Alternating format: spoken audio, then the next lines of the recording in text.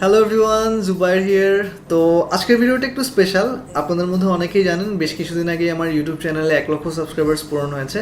তো 1 লক্ষ সাবস্ক্রাইবার্স পূরণ হলে ইউটিউব থেকে রেকগনিশন হিসেবে একটা সুভিনিয়ার পাঠানো হয়, একটা সিলভার প্লে বাটন। তো আমার এই সিলভার প্লে বাটনটা আরও 1 সপ্তাহ আগেই চলে এসছে, আমি এটাকে এখনও ওপেন করিনি। কারণ যেহেতু 1 লক্ষ সাবস্ক্রাইবার্স হওয়ার পরে আসলে এই সুভিনিয়ারটা পাঠানো হয়, আমার কাছে মনে হয়েছে আপনাদের কন্ট্রিবিউশন এখানে অনেক বেশি। সো আপনাদের সামনে ওপেন করাটাই appropriate. So let's open it up.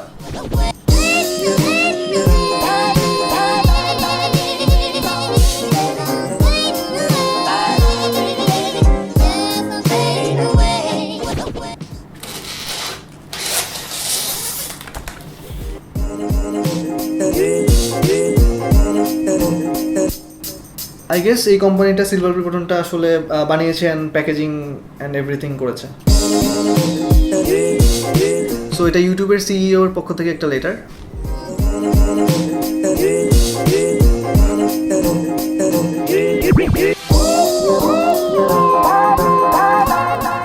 This is it, guys.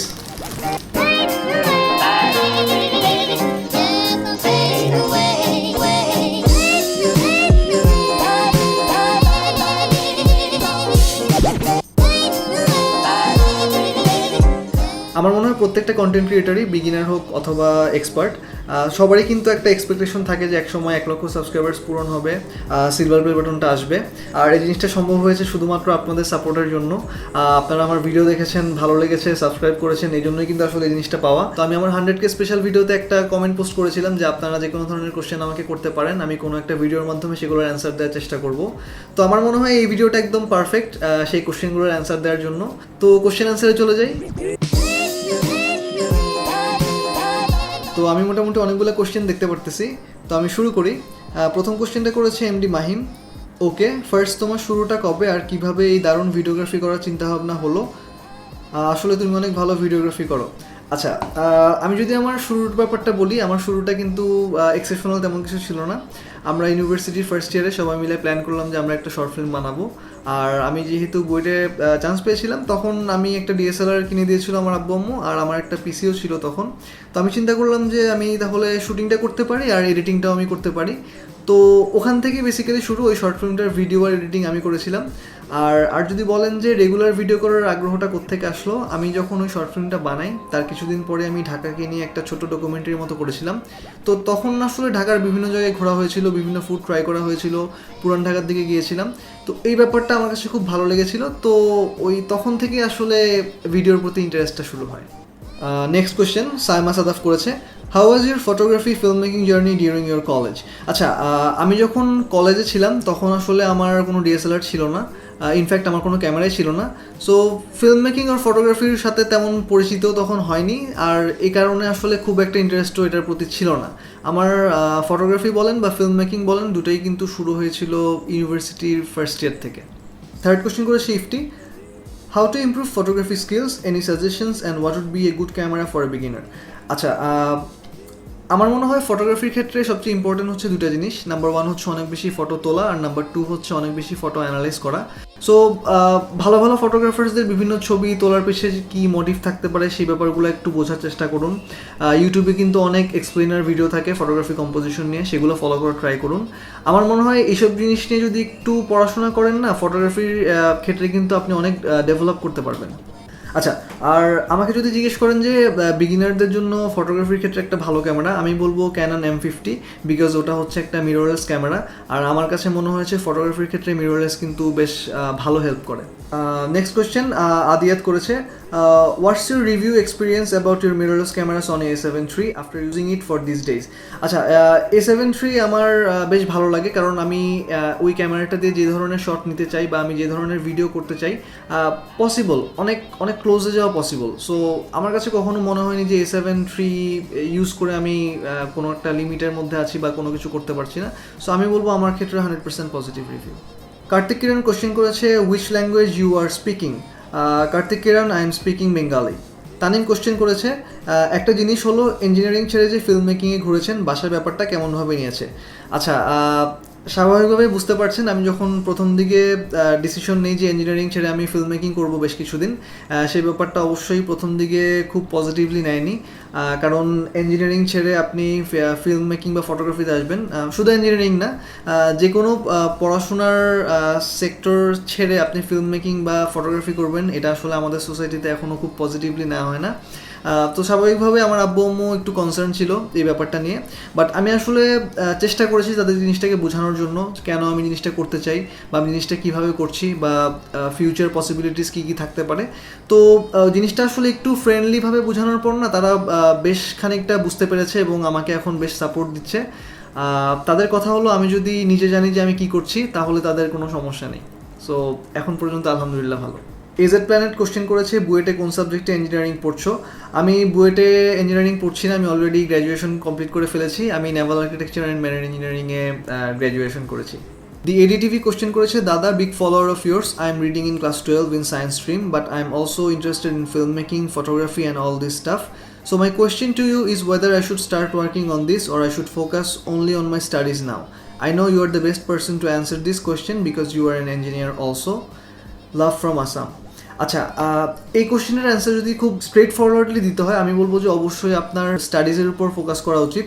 কারণ আপনি যদি আপনার ফ্রি টাইমে ফটোগ্রাফি বা ফিল্ম মেকিং যেটাই করেন সেই ক্ষেত্রে না আসলে ফটোগ্রাফি বা ফিল্ম মেকিংয়ের উপর এক্সট্রা প্রেশারটা থাকবে না যে না আপনাকে এটার উপরে একটা ক্যারিয়ার করতে হবে।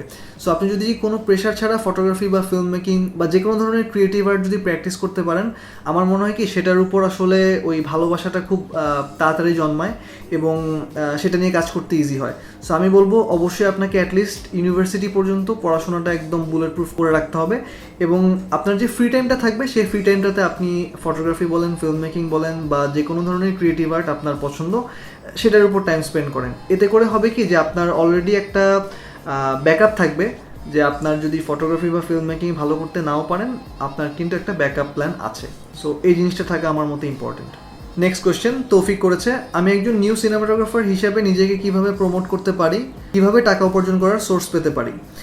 আচ্ছা, আপনি যদি একজন সিনেমাটোগ্রাফার হিসেবে নিজেকে প্রমোট করতে চান আপনাকে অবশ্যই আগে সিনেমাটোগ্রাফির যে বেসিকগুলো সেই ব্যাপারগুলো জানতে হবে। তো আপনি যখন একটা সিনেমাটোগ্রাফির সকল বেসিক ব্যাপার স্যাপার জেনে আপনার ভিডিওটা তৈরি করবেন তখনই কিন্তু আসলে আপনার অডিয়েন্স সেই ব্যাপারটা পজিটিভলি নিবে আর তখনই কিন্তু আপনার অডিয়েন্স বুঝতে পারবে যে আপনি আসলে কোনো একটা ভিজুয়াল স্টোরি বলার ট্রাই করছেন এবং আপনার ভিডিও যদি ভালো হতে থাকে তখন কিন্তু আসলে ওই আপনার কন্টেন্টটাই কিন্তু সেলফ প্রমোটিং ম্যাটেরিয়াল হিসেবে কাজ করবে। সো আমি যেটা বলবো আপনাকে ভালো ভালো কন্টেন্ট বানাতে থাকতে হবে এবং সেই ভালো ভালো কন্টেন্ট বানাতে বানাতে একসময় কিন্তু আপনি একজন নিউ সিনেমাটোগ্রাফার হিসেবে প্রমোট করতে পারবেন নিজেকে। কীভাবে টাকা উপার্জন করার সোর্স পেতে পারি? আচ্ছা, টাকা উপার্জন করার সোর্সের কথা যদি বলি আপনাকে অবশ্যই আগে কোনো একটা স্কিল ভালো মতো ডেভেলপ করতে হবে, এরপরে কিন্তু আসলে টাকা উপার্জন করার ব্যাপার স্যাপার আসে। বাট আমি বলবো আপনি যদি মোটামুটি ভালো স্কিল অর্জন করে ফেলতে পারেন সেই ক্ষেত্রে এজেন্সিগুলোর সাথে যদি আপনি যোগাযোগ রাখেন, তাদের কাছে যদি আপনার কাজের পোর্টফোলিও ইমেল করেন সেই ক্ষেত্রে কিন্তু তাদের যখন বিভিন্ন ছোটোখাটো ভিডিও করার প্রয়োজন হয় তখন কিন্তু তারাই আপনার সাথে যোগাযোগ করবে। তোহা কোশ্চেন করেছে আপনি বর্তমানে কোন কাজের সাথে জড়িত আছেন? আমি বর্তমানে একজন ফ্রিল্যান্স ফিল্ম মেকার হিসেবে কাজ করছি। আয়ের উৎসগুলো কী কী? আয়ের উৎসগুলো যদি বলি সেটা কয়েকটা ভাগে ভাগ করা আছে। আমার মেইন আয়ের সোর্স হচ্ছে আমি একজন ফ্রিল্যান্স ফিল্ম মেকার। সো বিভিন্ন কোম্পানির জন্য ছোট থেকে মাঝারি ধাঁচের বিভিন্ন ভিডিও আমি করে দেওয়ার চেষ্টা করি, সেখান থেকে একটা পার্ট আসে। আমি এই চিত্রকল্পের সাথে ইনভলভ আছি, তাদের বিভিন্ন আউটডোর যে ভিডিওগুলো হয় সেটার অনেকগুলোর সাথে আমি ইনভলভ থাকি, সেখান থেকে একটা পার্ট আসে। আর ছোট্ট একটা পার্ট আসে আপনাদের জন্য আমি যে ইউটিউব কন্টেন্ট বানাই সেগুলো থেকে। মূল ক্যারিয়ার হিসেবে কোনটা বেছে নেবেন? আমার খুব ইচ্ছা হচ্ছে মূল ক্যারিয়ার হিসেবে আমি ফিল্ম মেকিংকে বেছে নেই, বাট দেখা যাক আমি কতটুকু আগাতে পারি। আমাদের দর্শকদের জন্য ভবিষ্যৎ পরিকল্পনা কি? আপনাদের জন্য আমার ভবিষ্যৎ পরিকল্পনা হচ্ছে ফিল্ম মেকিংয়ের বিভিন্ন জিনিস যাতে আমি খুব সহজভাবে আপনাদের মধ্যে উপস্থাপন করতে পারি। রাহাত কোশ্চেন করেছেন ফটোগ্রাফি নিয়ে আপনার ধারণা কি? অনেক ক্ষেত্রেই তো ফটোগ্রাফিতে আগ্রহ দেখায় তখন বিভিন্ন ধরনের সমস্যার সম্মুখীন হতে হয়, যেমন পরিবারের বাধা, সমাজের কটু কথা, তাদের জন্য আপনার বক্তব্য কী? আমি মনে করি ফটোগ্রাফি খুবই ইন্টারেস্টিং একটা হবি। ফটোগ্রাফি আপনাকে চিন্তা করতে শেখায় আর সবচেয়ে ইম্পর্টেন্ট হচ্ছে ফটোগ্রাফি আপনাকে ঘরের বাইরে নিয়ে যায়। আর যে ব্যাপারটা বললেন যে পরিবারের বাধা বা সমাজের কটু কথা, আমার মনে হয় কি যে আপনি যদি যে কোনো ক্রিয়েটিভ কাজের ক্ষেত্রে আপনি যদি একদম 100% ডেডিকেশন দিতে যান সেক্ষেত্রে আসলে পরিবারের বাধা বা সমাজের কটু কথা এই ব্যাপারটা আসলে আপনাকে ইগনোর করতে হবে, কারণ আপনি যখন একটা স্টেজে চলে যাবেন তখন কিন্তু যারা আপনাকে বাধা দিয়েছিল বা যারা আপনাকে কটু কথা বলেছিল তারাই কিন্তু আসলে উল্টো কথাটা বলবে, তখন কিন্তু তারাই আপনাকে প্রশংসা করবে। এনআই চৌধুরী কোশ্চেন করেছে, খুব কাছাকাছি সময় বাংলাদেশের অন্য কোনো ফিল্ম মেকারের সাথে কোলাব করার ইচ্ছা আছে?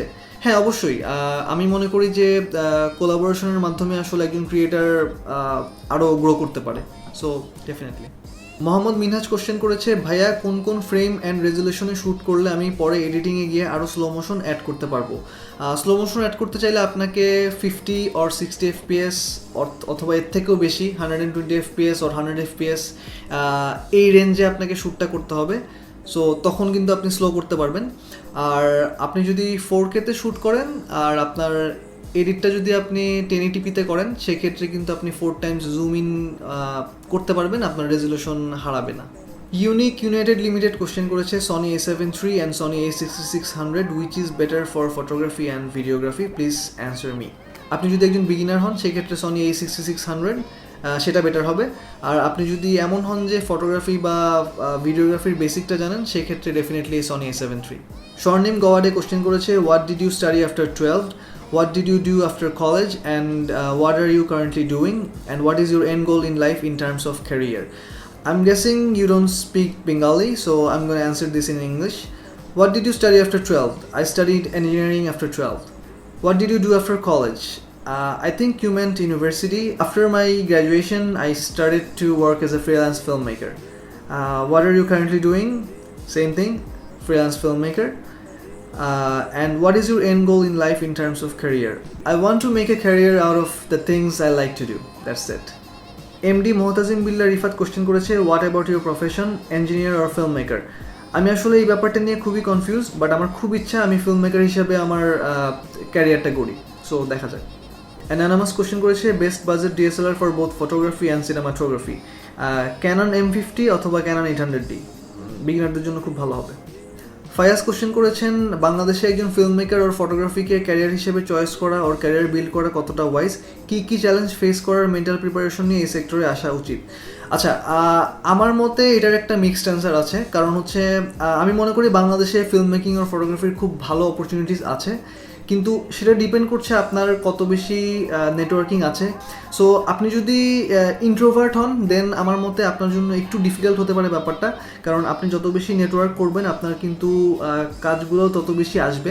আপনার নেটওয়ার্কিং কম হলে কিন্তু আপনি যদি কাজ ভালোও পারেন আপনার কাছে কাজগুলো কিন্তু এসে পৌঁছাবে না। সো আমি বলবো যে আপনাকে নাম্বার 1 অনেক বেশি ধৈর্য ধরতে হবে, আর নাম্বার 2 হচ্ছে আপনাকে অনেক বেশি নেটওয়ার্কিং করতে হবে। তো এই দুটো জিনিস যদি আপনি করতে পারেন তাহলে আমার মতে আপনার বেশ ভালো ফিউচার আছে বাংলাদেশের মার্কেট ওয়াইজ যদি চিন্তা করেন। ইফতেখার কোশ্চেন করেছে, কমার্শিয়াল অ্যাডগুলো বানাতে কতদিন সময় নেন? আসলে এই ব্যাপারটা কমপ্লিটলি ডিপেন্ড করে যে কতটা কমপ্লিকেটেড অ্যাড করা হচ্ছে, বাট ইউজুয়ালি 5 থেকে 10 days এর মধ্যে ভ্যারি করে। জেরিন কোশ্চেন করেছেন, স্পিনিং প্ল্যাটফর্মটা কই পাবো ভাইয়া, প্রাইস কত?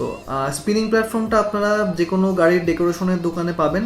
এটা একটা ড্যাশবোর্ড ডেকোরেশন, জাস্ট কোনো একটা গাড়ির ডেকোরেশনের দোকানে যে একটু বুঝিয়ে বললেই আই হোপ আপনারা পেয়ে যাবেন। প্রাইসটা সম্পর্কে আসলে আমার কোনো আইডিয়া নেই, কারণ এটা আমাকে আরেকজন এনে দিয়েছে। দাস্তাগির কোশ্চেন করেছে, what's the budget of your lighting set up, results look amazing? আমার লাইটিং সেট আপ বলতে আমি ইউজ করি এই একটা সফট বক্স, এটা হচ্ছে 4000 টাকা স্ট্যান্ডটা সহ, আর একটা হোম এলইডি লাইট, সেটা আই গেস 500 or 600 টাকা এরকম। আর এই তো মোটামুটি এই দুইটাই আমার মেইন লাইট হিসেবে কাজ করি। বেবি পল কোশ্চেন করেছে, কি করে শুরু করব, আমার কাছে ক্যামেরা নাই, কোনো আলাদা করে সেট আপ নাই, ঠিক বুঝতে পারছি না কিভাবে শুরু করব। আপনার সেলফোন আছে নিশ্চয়ই, আপনি আপনার সেলফোন দিয়ে শুরু করে দেন, কারণ বিগিনিং স্টেজটা একটু স্লো থাকে। সো আপনার কিন্তু তখন খুব হেভি ইকুইপমেন্টের দরকার নেই, আপনার কাছে যেটা আছে সেটা দিয়ে আপনি শুরু করে দিতে পারেন। Sony A7 III is a full frame camera and Canon M50 is a crop sensor camera. Is M50 worth it according to its function? Do you need a full frame camera? Is it a must? No, Sony A7 III or আপনি যেটা বলছেন full frame camera একদম must কিনা না। আপনি যদি একজন beginner হন তাহলে ফুল ফ্রেম ক্যামেরা অবশ্যই মাস্ট না, আপনি M50 দিয়ে আপনার যে রিকোয়ারমেন্ট সেটা কিন্তু ফুলফিল করতে পারবেন। Is it harder to get started or keep going? What was the particular thing that you had to conquer to do either? আমার মতে ফিল্ম মেকিংয়ের ক্ষেত্রে দুইটাই ইকুয়ালি ইম্পর্টেন্ট। আপনার স্টার্টিংটা করার ক্ষেত্রে দেখা যায় কি শুটিং করতে হবে, এডিটিং করতে হবে, প্ল্যানিং করতে হবে, এই জিনিসটা চিন্তা করেও না অনেকে আসলে দমে যায়। আর আপনি যখন একবার শুরু করবেন, নতুন নতুন আইডিয়া জেনারেশন, প্রতিবার এডিট করা, ভিডিও করা, সেই ব্যাপারটা আসলে একটু প্যারা লাগে অনেকের কাছে। সো আমি বলবো দুটাই ইকুয়ালি ইম্পর্টেন্ট, বাট আপনাকে আসলে একদম নিজেকে পুশ করে আসলে কন্টিনিউ করে যেতে হবে।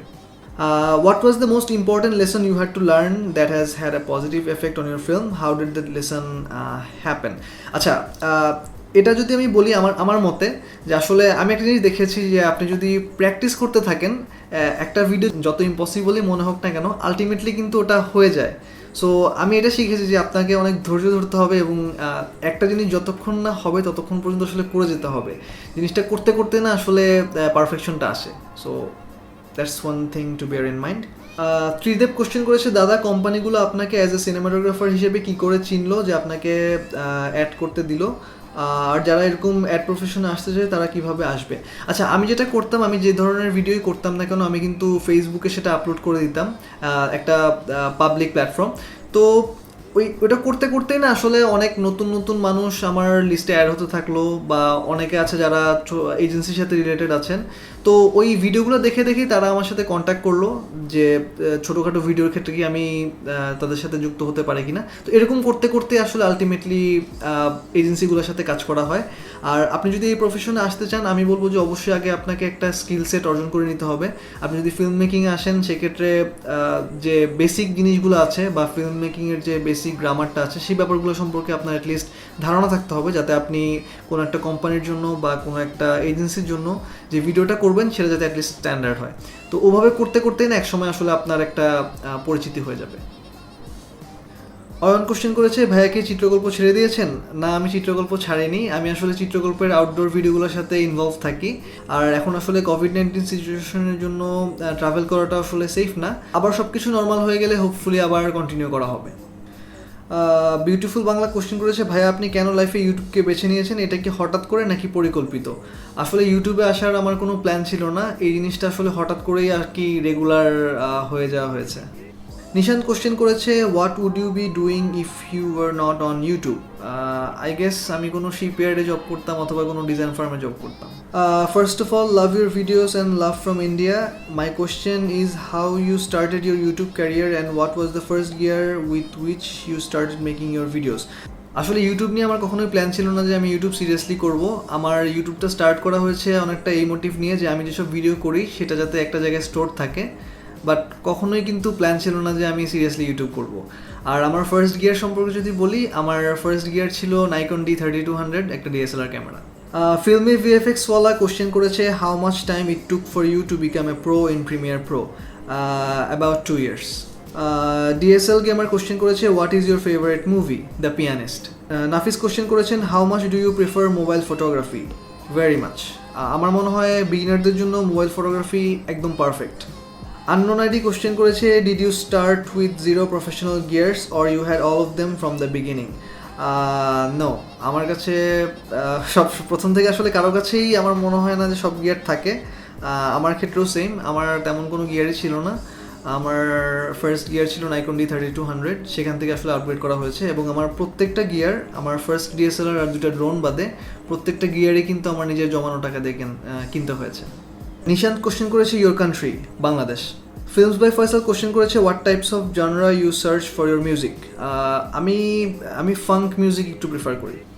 টিয়ান কোশ্চেন করেছে, what are your future plans with this channel? ভাই, এই চ্যানেলটার ফিউচার প্ল্যান নিয়ে যদি বলি, আমার একটাই মেজর ফিউচার প্ল্যান, সেটা হচ্ছে ফিল্ম মেকিংয়ের বিভিন্ন জিনিসপত্র আপনাদের কাছে যত সহজভাবে প্রেজেন্ট করা যায়, আপনাদের মধ্য থেকে যত বেশি মানুষকে এই ব্যাপারটাতে আগ্রহী করে তোলা যায়। That's it. আরেকটা কোশ্চেন এসছে, where is your silver play button? I think আপনার কোশ্চেনের অ্যান্সার পেয়ে গেছেন। লাস্ট কোশ্চেন ব্লেসড ব্রো করেছে, ভাই আপনি ফিউচারে কী হওয়ার স্বপ্ন দেখছেন অ্যান্ড কী হতে চান? আমরা কি বাংলাদেশে ফিল্মোগ্রাফি নিয়ে ক্যারিয়ার করতে পারবো? প্লিজ ভাইয়া অ্যান্সার দিন। আচ্ছা, আমি ফিউচারে কী হওয়ার স্বপ্ন দেখি সেটা যদি বলি, আমি একজন ফিল্ম মেকার হতে চাই। আমি ফিল্ম মেকিং এনজয় করতে চাই। আর আপনাদের ব্যাপারটা যদি বলি, আপনি যদি প্রপারলি কাজগুলো শিখে নেন, আপনার মধ্যে যদি আগ্রহ থাকে, আমি মনে করি বাংলাদেশে ভিডিও রিলেটেড কাজের খুব ভালো একটা পসিবিলিটি আছে। আর এখন যেহেতু সোশ্যাল মিডিয়া বলেন, যে কোনো ধরনের মিডিয়ায় বলেন, ভিডিওর উপর কিন্তু অনেক বেশি ডিপেন্ডেন্ট। সো আমি মনে করি খুব ভালো একটা ফিউচার কিন্তু এটার মধ্যে আছে। আপনাদের জাস্ট খুব প্রপার ওয়েতে নিজেকে প্রিপেয়ার করতে হবে। তো এটাই ছিল আমার কোশ্চেন অ্যান্ড অ্যান্সার সেশন। আর আপনাদের অনেকের কোশ্চেনের অ্যান্সার আমি দিতে পারিনি, অনেক কোশ্চেন আমি টাচ করতে পারিনি। আপনারা প্লিজ ব্যাপারটা অন্যভাবে নেবেন না। আর আপনাদের যে কোনো কোশ্চেন কিন্তু আপনারা আমাকে ইনস্টাগ্রামে করতে পারেন। আমি আমার ইনস্টাগ্রামে মোটামুটি সব কোশ্চেনের অ্যান্সার দেওয়ার চেষ্টা করি। আর আমার ভিডিও যদি ভালো লেগে থাকে আমাকে সাবস্ক্রাইব করতে পারেন। আর যে কোনো কোশ্চেন নিচে কমেন্ট সেকশনে করলে হবে, আমি যতটুকু সম্ভব রিপ্লাই দেওয়ার চেষ্টা করব।